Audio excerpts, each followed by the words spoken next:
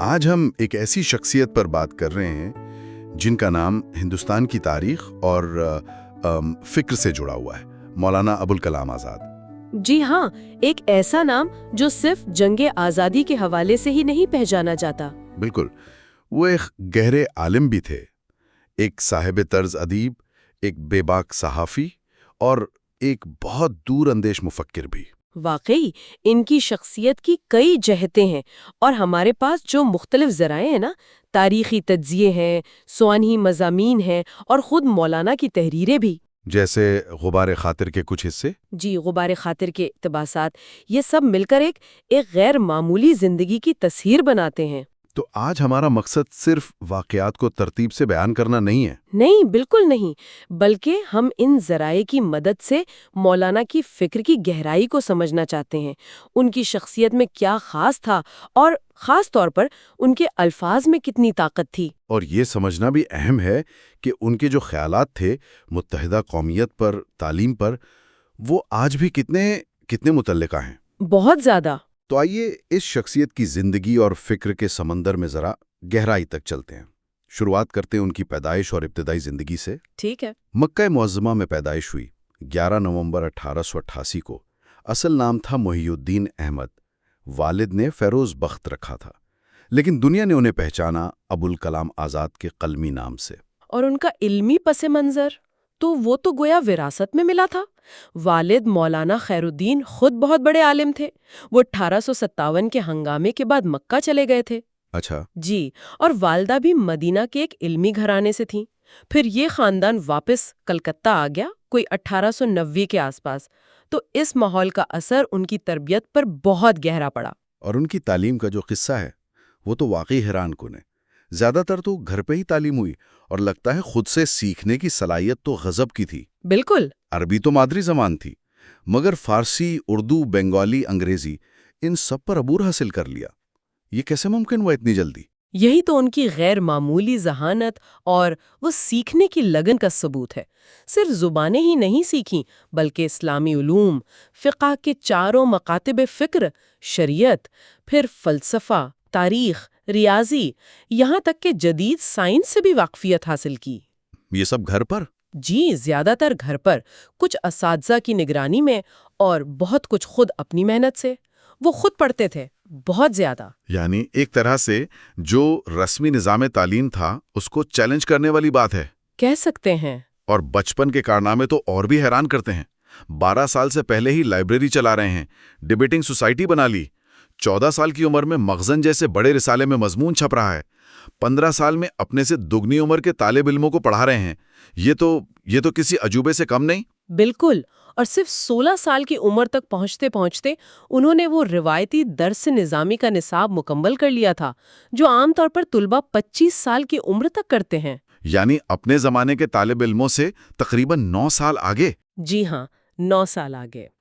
اور اسی دوران صحافت میں بھی آ گئے۔ 11 سال کی عمر میں نیرنگ عالم نکالا، پھر 12 سال میں المصباح کے ایڈیٹر بنے، اور پھر لسان الصدق۔ لسان الصدق تو بہت علمی اور سنجیدہ جریدہ مانا جاتا تھا 1903 میں۔ اتنی کم عمری میں اس معیار کا پرچہ نکالنا، یہ ان کی فکری پختگی کو ظاہر کرتا ہے۔ بہت زیادہ۔ اور پھر امرتسر کے اخبار وکیل کی ادارت بھی سنبھالی۔ اچھا۔ جی ہاں، اور اسی زمانے میں ان کی ملاقاتیں اپنے وقت کے بڑے بڑے اہل علم سے ہوئیں۔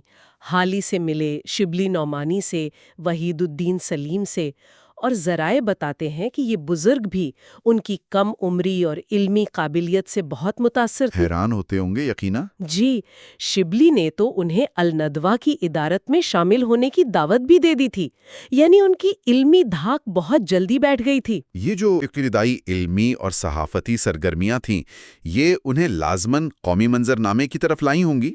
ان کے اندر یہ قوم پرستی کا جذبہ کب اور کیسے پیدا ہوا؟ کچھ اندازہ ہے؟ اس میں غالباً 1908 کے قریب جو انہوں نے مشرق وسطیٰ کے سفر کیے، ان کا بڑا دخل ہے۔ وہ مصر گئے، شام، ترکی، عراق۔ وہاں ان کی ملاقاتیں عرب قوم پرستوں سے ہوئیں، نوجوان ترکوں سے، ایرانی انقلابیوں سے۔ اچھا، ان لوگوں سے ملے۔ جی، ان ملاقاتوں نے انہیں ہندوستان کی غلامی کا احساس بہت شدت سے دلایا، اور وہ جو قوم پرستانہ جذبات تھے ان کو ایک نئی تحریک ملی۔ یعنی باہر کی دنیا دیکھ کر، وہاں کی تحریکوں کو سمجھ کر ان کی اپنی سوچ کو ایک نئی جہت ملی۔ بالکل، اور واپسی پر انہوں نے بنگال کے انقلابیوں سے بھی رابطہ کیا۔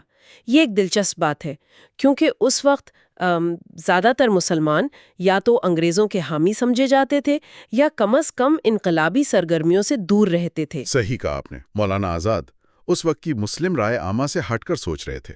وہ تقسیم بنگال کے خلاف تھے اور اروبندو گھوش اور شیام سندر چکرورتی جیسے ہندو انقلابیوں کے ساتھ مل کر کام کر رہے تھے۔ جی، یہ ان کی وہ منفرد سوچ تھی اور ہندو مسلم اتحاد کے لیے ان کی ابتدائی کوششوں کا ایک اشارہ بھی تھا۔ اور پھر آیا 1912 الہلال۔ یہ تو اردو صحافت میں ایک دھماکہ سمجھا جاتا ہے۔ اس کی خاص بات کیا تھی؟ الہلال کئی لحاظ سے بہت منفرد تھا۔ ایک تو یہ پہلا با تصویر اردو سیاسی ہفتہ وار تھا، پھر اس کا انداز بیاں بہت پرزور، خطیبانہ اور علمی تھا۔ یعنی صرف خبریں نہیں؟ نہیں، صرف خبریں نہیں، بلکہ سب سے اہم بات یہ تھی کہ اس نے برطانوی سامراج پر بہت بے لاک تنقید کی اور ہندوستانی قوم پرستی، خاص طور پر ہندو مسلم اتحاد کی بہت زوردار وکالت کی۔ اس نے مسلمانوں کو قومی دھارے میں شامل ہونے کی دعوت دی۔ اور سنا ہے اس کی مقبولیت بھی غیر معمولی تھی۔ اشاعت 50,000 سے زیادہ ہو گئی تھی۔ جی ہاں، 50,000 سے بھی تجاوز کر گئی تھی۔ تو کیا یہ کہنا درست ہوگا کہ الہلال نے صرف خبریں نہیں دیں بلکہ مسلمانوں کی سیاسی فکر کو بدلنے میں ایک کلیدی کردار ادا کیا؟ بلا شبہ، الہلال ایک اخبار سے بڑھ کر ایک مشن تھا۔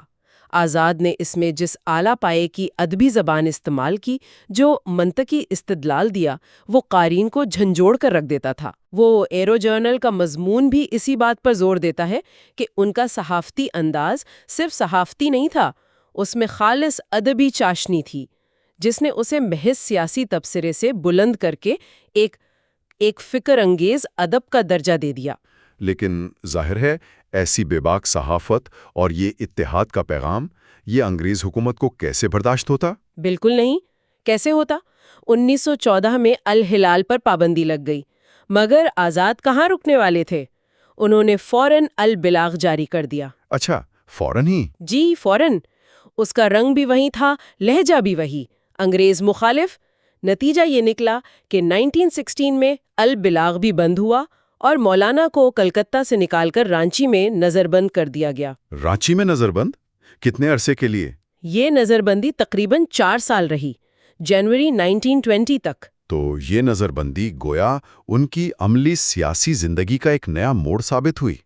رہائی کے بعد وہ پھر پوری طرح قومی تحریک میں شامل ہو گئے؟ جی ہاں، یہ وہ وقت تھا جب ہندوستان میں خلافت تحریک زوروں پر تھی۔ پہلی جنگ عظیم کے بعد سلطنت عثمانیہ اور خلافت کو بچانے کے لیے جو شروع ہوئی تھی، مولانا اس کے صف اول کے رہنما بن کر ابھرے۔ اور اسی دوران ان کا رابطہ مہاتما گاندھی سے ہوا۔ جی، گاندھی جی سے رابطہ ہوا اور وہ ان کے عدم تشدد پر مبنی فلسفے اور سول نافرمانی کی تحریک کے بہت قائل ہو گئے۔ گاندھی جی سے ان کا تعلق تو بہت گہرا اور پائیدار ثابت ہوا۔ انہوں نے گاندھیائی اصولوں کو اپنایا بھی، سودیشی، اہنسا، سادہ طرز زندگی۔ کیا اس سے ان کی شخصیت میں کوئی تبدیلی آئی؟ یقیناً، ان کی زندگی میں سادگی بڑھی، عوام سے قربت بڑھی۔ وہ کانگریس کے اندر ایک بہت توانا آواز بن گئے اور صرف 35 سال کی عمر میں 1923 میں وہ انڈین نیشنل کانگریس کے صدر منتخب ہوئے۔ صرف 35 سال کی عمر میں؟ یہ تو اس وقت ایک ریکارڈ تھا۔ جی بالکل، ایک ریکارڈ تھا۔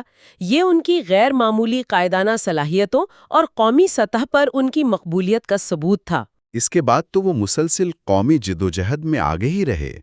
نمک ستیاگرہ، دھارا سانا پر دھاوا، پھر بار بار قید و بند۔ ان کی زندگی کا تو بڑا حصہ جیلوں میں یا تحریکوں کی قیادت کرتے گزرا لگتا ہے۔ وہ 1930 سے 1934 تک کئی بار جیل گئے، پھر 1940 میں ایک بار پھر کانگریس کے صدر منتخب ہوئے اور یہ صدارت ایک بہت نازک دور میں 1946 تک جاری رہی۔ یہ دوسری جنگ عظیم کا زمانہ تھا، ہندوستان کی سیاست میں بڑی ہلچل تھی۔ جی، اور اسی دوران انہوں نے نہرو اور سبھاش چندر بوس کے ساتھ مل کر سیکولرزم یعنی ریاست اور مذہب کی علیحدگی اور سماجی انصاف کے نظریات کو فروغ دیا۔ لیکن اس دور کا سب سے بڑا چیلنج تو وہ تقسیم ہند کا بڑھتا ہوا خطرہ تھا، اور دو قومی نظریہ، اس پر مولانا کا موقف کیا تھا؟ یہ ان کی فکر کا ایک بہت اہم پہلو ہے۔ مولانا آزاد تقسیم ہند اور دو قومی نظریے کے شدید ترین مخالفین میں سے تھیں۔ وہ متحدہ ہندوستانی قومیت کے علمبردار تھے۔ ان کا 1940 کا رام گڑھ کا صدارتی خطبہ وہ اس حوالے سے ایک تاریخی دستاویز ہے۔ کیا کہا تھا انہوں نے اس میں؟ انہوں نے کہا تھا، میں فخر کے ساتھ محسوس کرتا ہوں کہ میں ہندوستانی ہوں۔ میں ہندوستان کی ایک ناقابل تقسیم متحدہ قومیت کا عنصر ہوں۔ وہ مسلمانوں کو یہ یقین دلاتے رہے کہ ہندوستان ان کا بھی اتنا ہی وطن ہے جتنا ہندوؤں کا۔ یہ ایک بہت جرأتمندانہ موقف تھا، خاص طور پر اس وقت جب مسلم لیگ کی مقبولیت بڑھ رہی تھی۔ بہت جرأتمندانہ۔ قومی آواز کے مضمون میں ان کا ایک قول بھی ہے کہ وہ آزادی ملنے میں تاخیر برداشت کر سکتے ہیں، مگر ہندو مسلم اتحاد کا خاتمہ نہیں۔ یہ تو کمال کی بات ہے۔ جی، ان کے نزدیک یہ صرف ہندوستان کا نقصان نہیں تھا بلکہ انسانیت کا نقصان تھا۔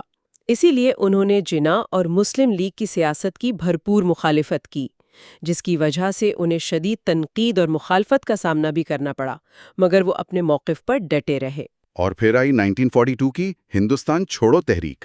بطور کانگریس صدر ان کا کردار تو یقیناً بہت اہم رہا ہوگا۔ بالکل۔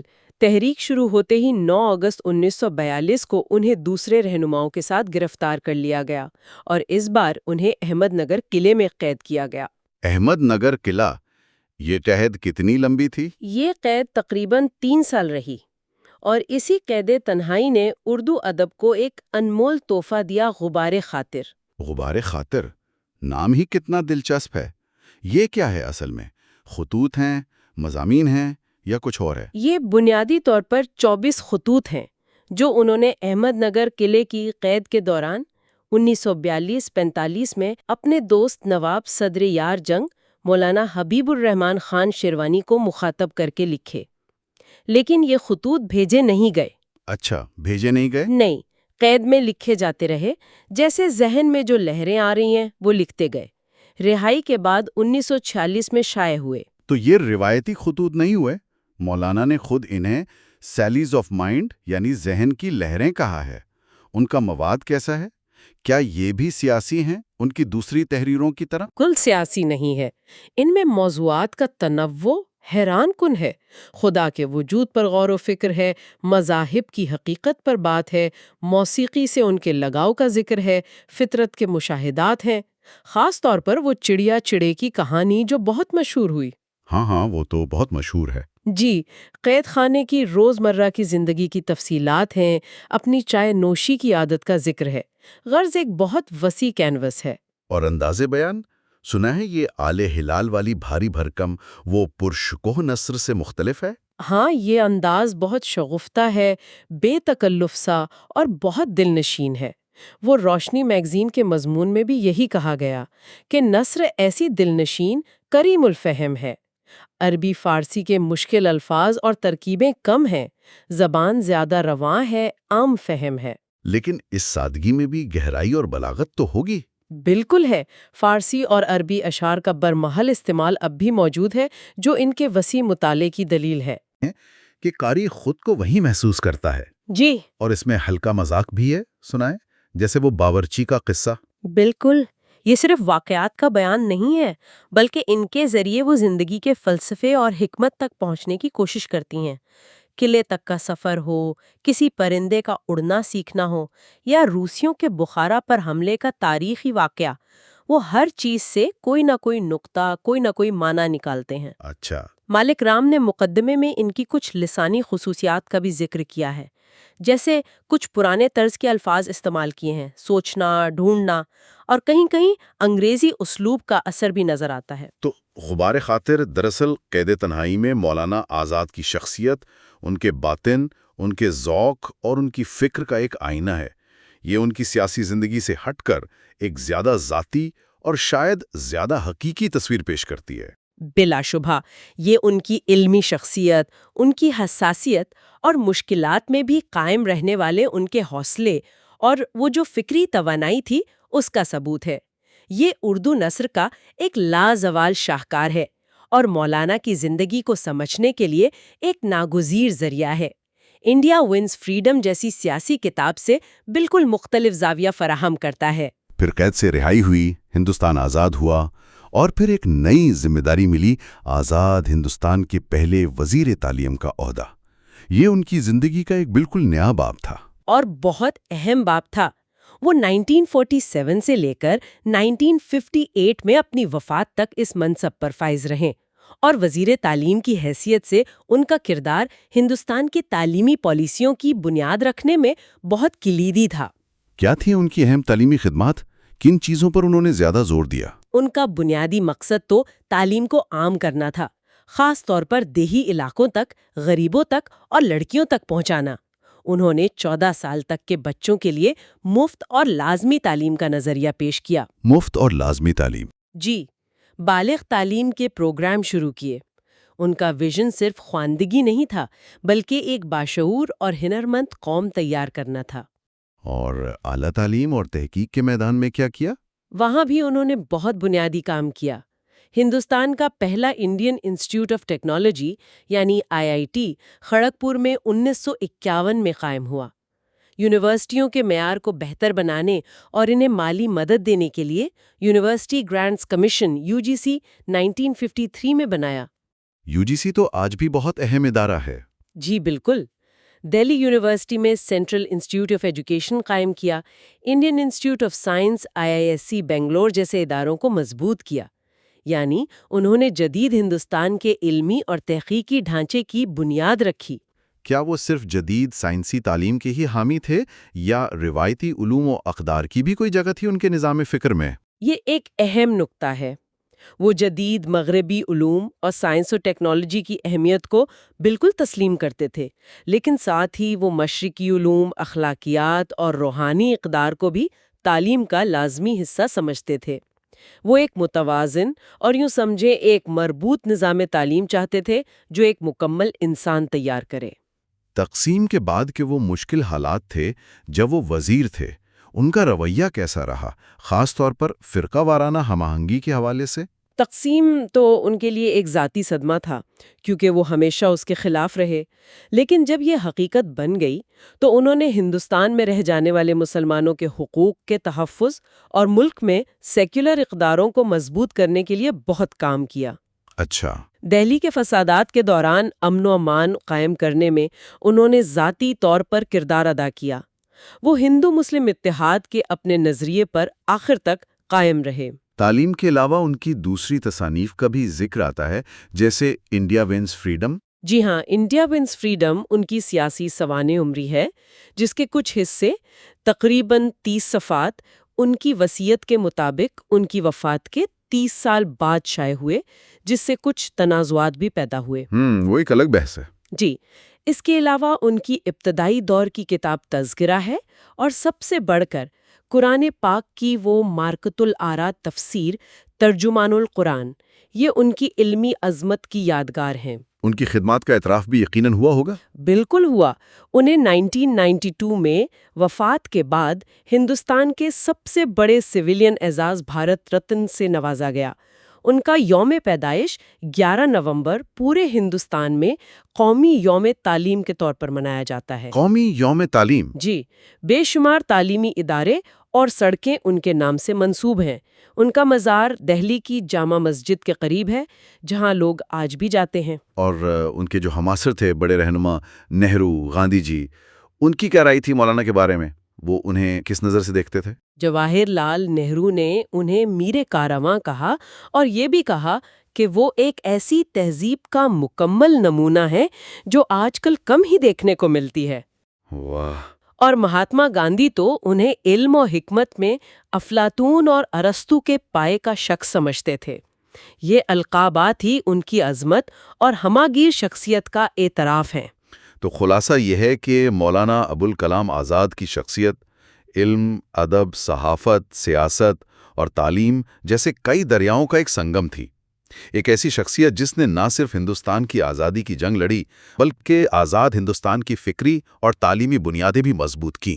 ان کی زندگی اصول پسندی کی، علم دوستی کی، وسیع النظری کی، اور سب سے بڑھ کر متحدہ ہندوستان کے خواب کے لیے ان کے غیر متزلزل عزم کی ایک روشن مثال ہے۔ اور یہاں آج کی گفتگو کے اختتام پر ایک نقطہ ذہن میں آتا ہے جس پر غور کیا جا سکتا ہے۔